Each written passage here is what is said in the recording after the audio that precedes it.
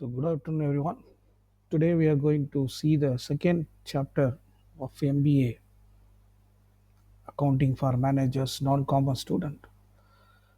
So, the second concept, second lesson, what I am going to show you this video, the accounting concept, the journal entry. So, many of your non commerce students were struggling in this journalizing your transactions. So, what is journal? So, why do we want to do that journal?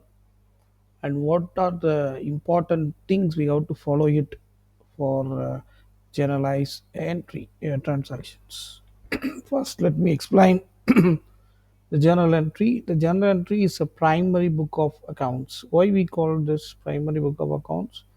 Because it is very initial stage. We start from here only. The accounting started only here.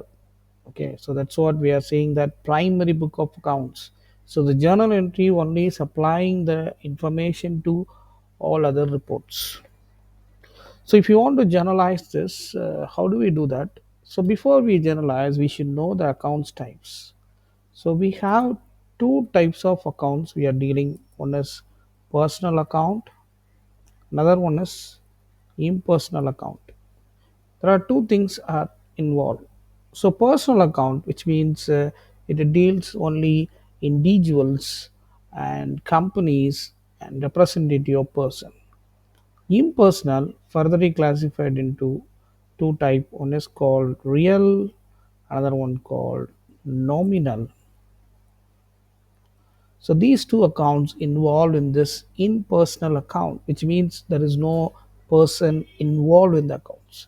So generally, the accounts types we classified into three types. One is personal account, real account, and nominal account. So what is this personal account? I told you the nature of person, the natural person. Okay, so natural person may be included and artificial person also included here. Okay, so artificial persons also may include this category.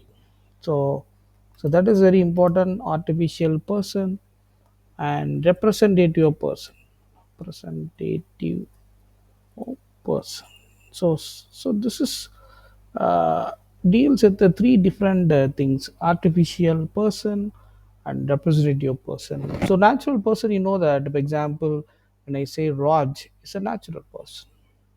Artificial person, company, banks and all. Representative person is their outstanding salary, their salary, everything. So what is a real account? That is very important.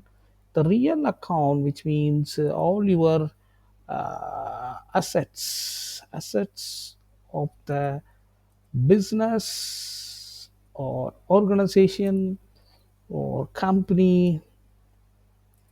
Okay, so that is thing real, which means you can see and touch. You can see and touch the real account. That's what we call them as a real. Real means it exists. So what is nominal account? The nominal account is deals only the expenses and income of the company, the business.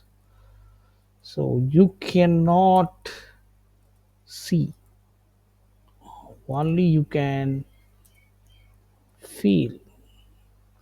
So you cannot see, only you can feel that. For example, all expenses, all income, you can say is a nominal account. So generally in accounts, so before you generalize, you should classify them.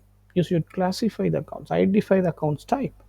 One is personal account, another one is impersonal account. The impersonal account further classified into two type. One is real, another one is nominal.